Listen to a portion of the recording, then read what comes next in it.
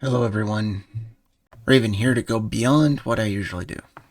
Today I decided I want to go past just talking about homestead heritage and even past talking about cults.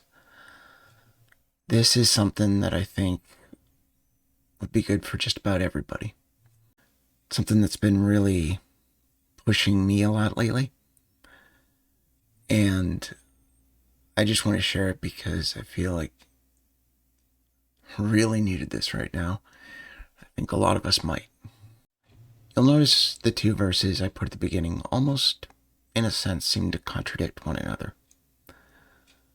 That verse in Proverbs 9, note, it doesn't just say, fear of the Lord is wisdom. It doesn't just say it's wise. It is only the beginning.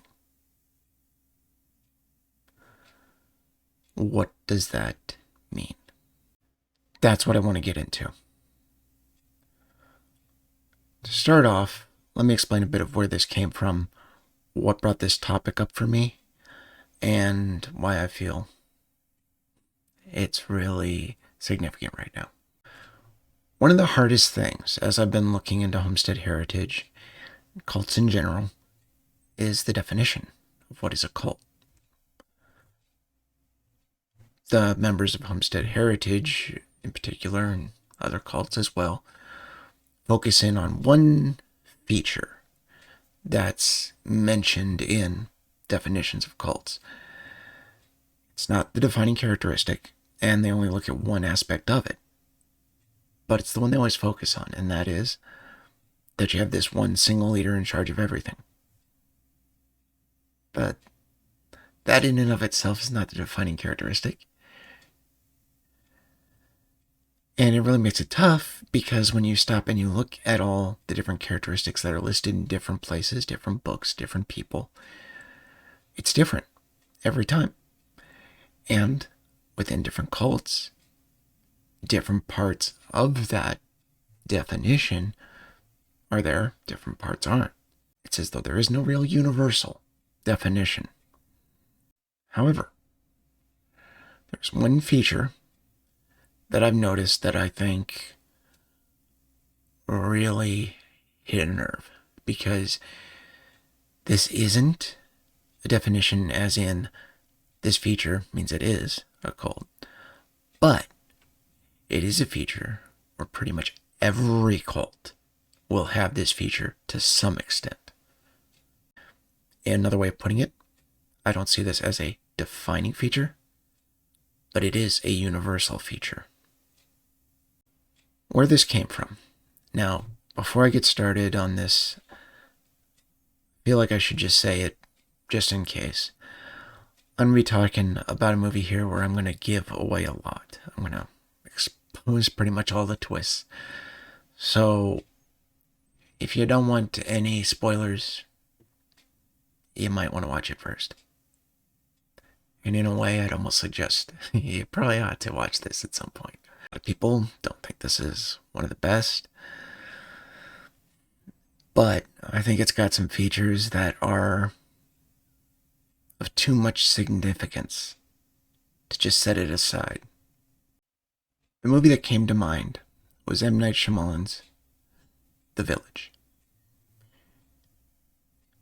Now, for those who haven't seen it, still want to know about it, in this, it starts off where all you know is you're seeing these people in a small village, and it appears as though this is way in the past, way back.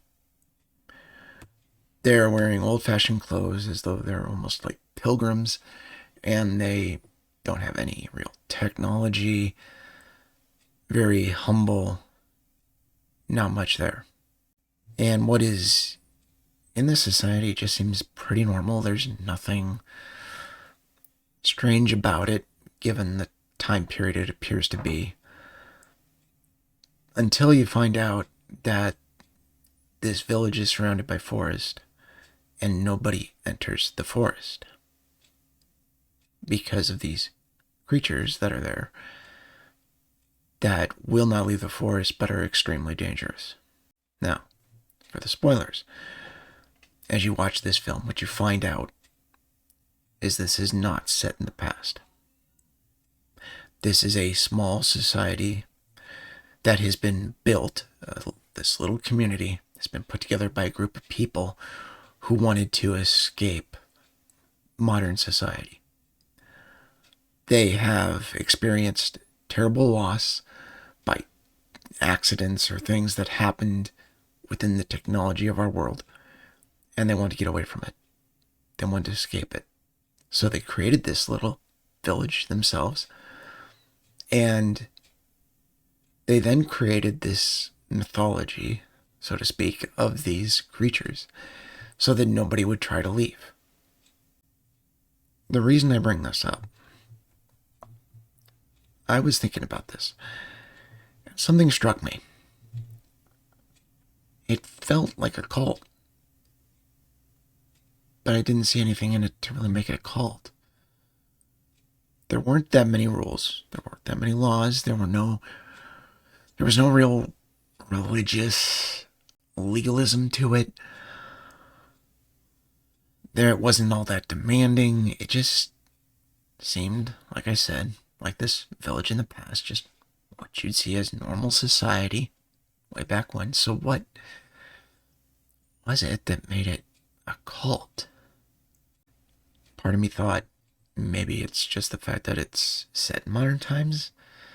But I thought about that and that didn't make sense to me either, because it's almost like with Amish communities. Some very cultic, some not much at all. And so just because you live with a certain sort of style doesn't mean you're cultish. Just because you're different from other parts of society. So that didn't make sense. I realized it's how they're contained. But not by some kind of prison. Not exactly, though somewhat, but not exactly by laws. Because even with Homestead, there's a lot of rules they follow, but they often tell you they're not rules. But that's because they're not called rules. But people are convinced to follow them by their teachings, their views, their perspectives, and ultimately, fear. Fear. It's the one thing you find all the time. Fear. You look back at Scripture, and it hit me. When you read Proverbs 9 and it says, the fear of the Lord is the beginning of wisdom, you could take it a few ways. One, you could say that the fear of the Lord is one of the primary parts of wisdom, one of the more mandatory aspects of wisdom in a sense. You could say that's what it means. You could say it means that it grows from that wisdom comes from it. I want to take a little further. I don't think the fear of the Lord is solely about how you need to fear Him, but how you should be free of other fears.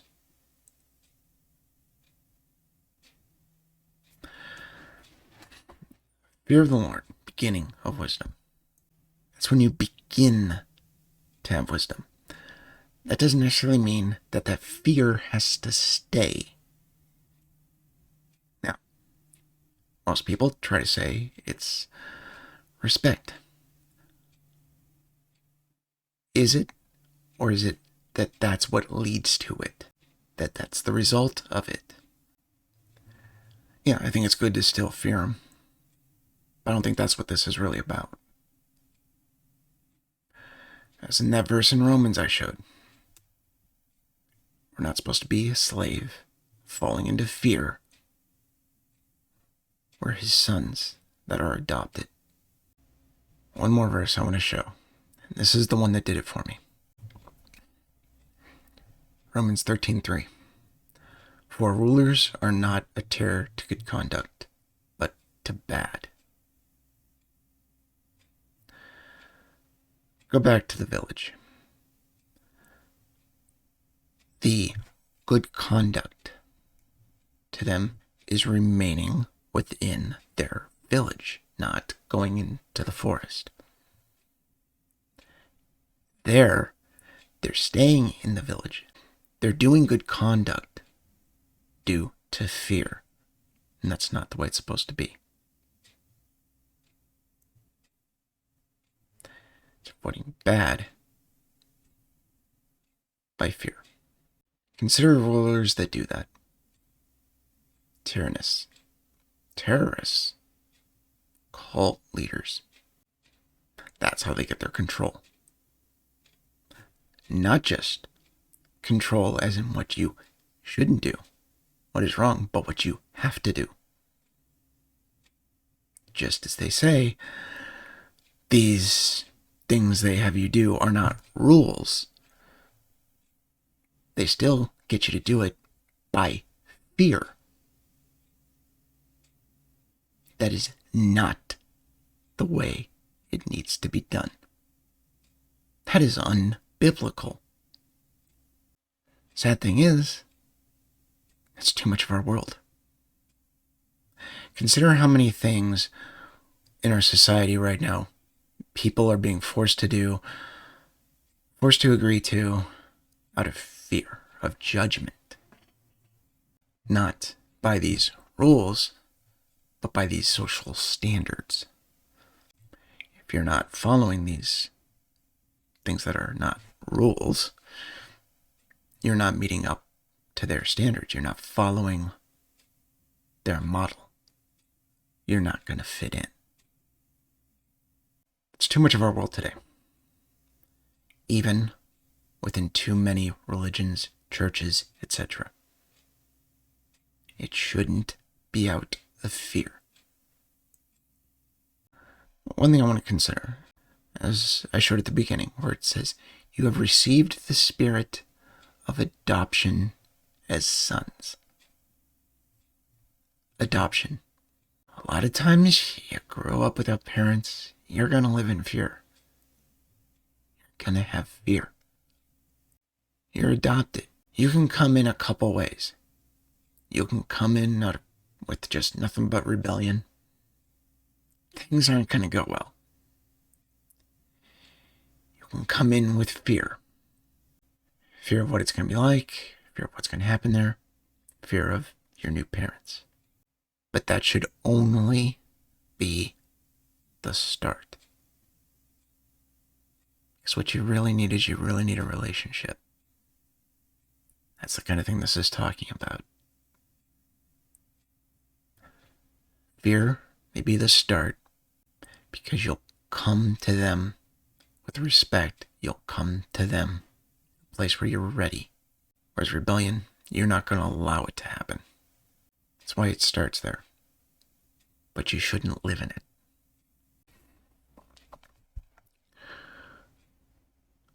The way I was raised is something that nowadays a lot of people would frown upon. I was often spanked. I was often punished in that way. The 2 times it happened that I remember was one, my dad tried to and seriously couldn't, and a time when my mom did it accidentally because she thought I did something I didn't. People talk about it as like it's traumatizing.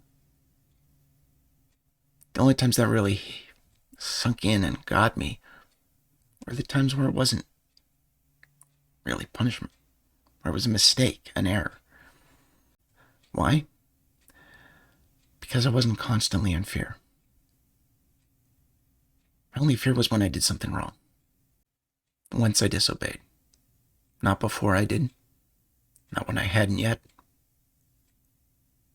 It was only at that point. That's the difference.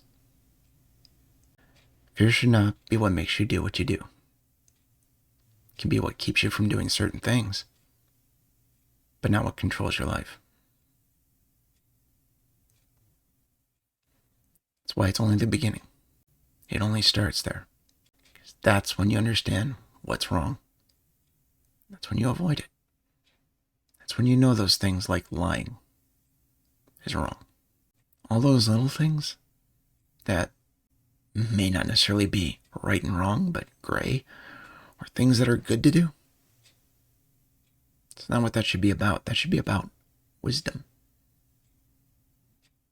The fear was only the start.